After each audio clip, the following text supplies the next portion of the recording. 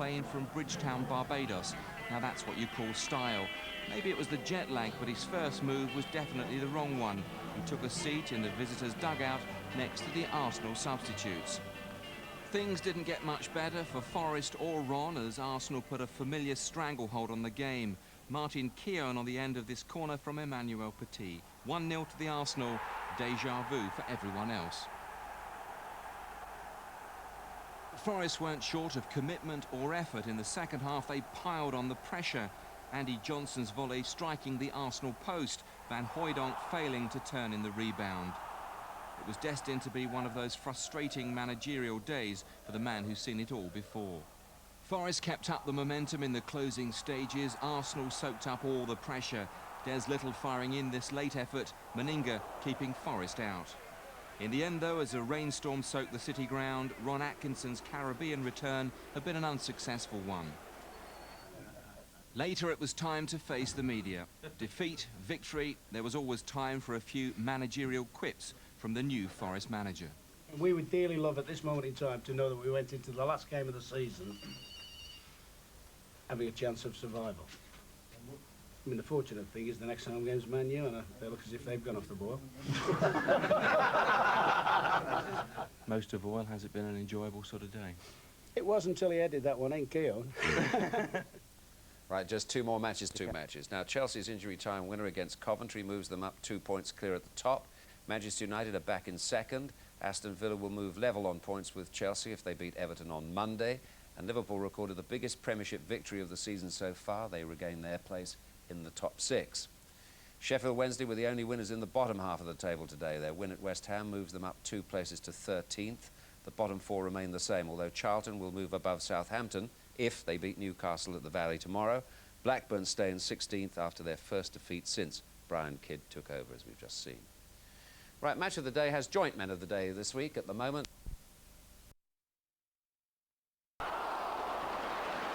The Austrian boasts 4 consecutive clean sheets this season and last year managed 6 shutouts from 7 Premiership starts. But it was the FA Cup quarter-final replay at West Ham which won him most admirers. It was just, I think, one of the games everything goes right for a goalie. On to Berkovic. Safely held by Manninger. Dennis was sent off, I think. It's a red card for Dennis Bergkamp. He scored the goal just before half-time. And now Anelka taking over.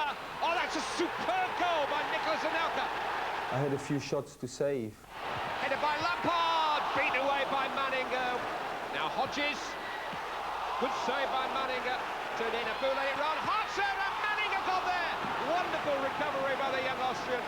The goal just before, I think 10 minutes before the end of the game. Just was one of them things. You saved all the shots before and then you got beat in the near post. You thought, I can't believe it and all. And you come to this penalty shootout and there you get another ball to save and we just went through. Arsenal needs something from Manninger. And he's provided it! It's nice to remember a piece of the medal. I would do it again. Alex had considered becoming a carpenter before he attracted Arsenal's attention, but 2 outstanding UEFA Cup performances for Casino Salzburg against Inter gave him the chance to chisel out a new career.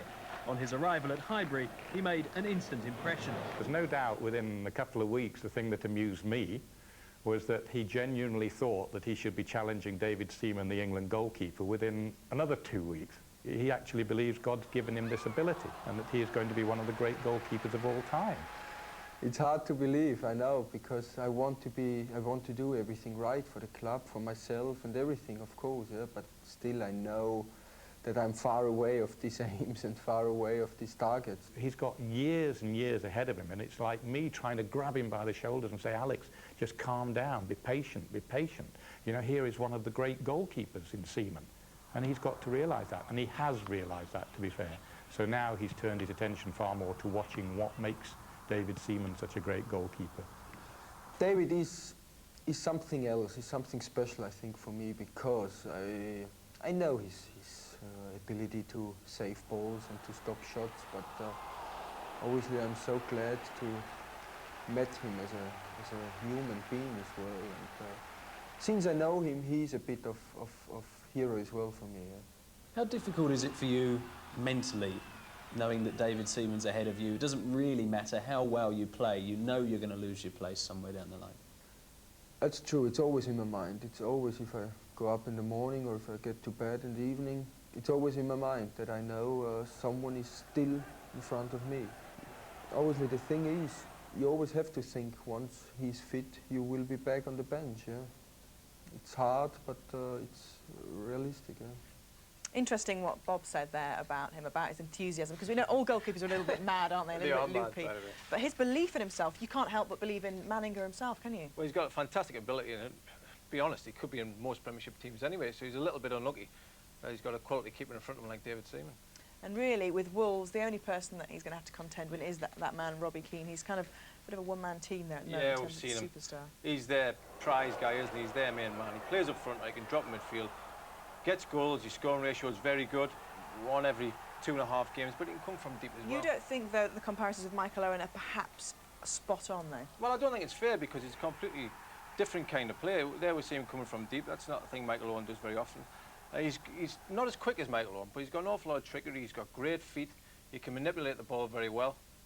He's one to watch, by the way. And I'm looking forward to the game tomorrow. Looking forward to seeing him, yeah. And don't forget, you can see Wolves and Arsenal live on ITV tomorrow. Coverage starts at 3:15. Bob Wilson is joined by Kenny Dalglish and Gareth Southgate.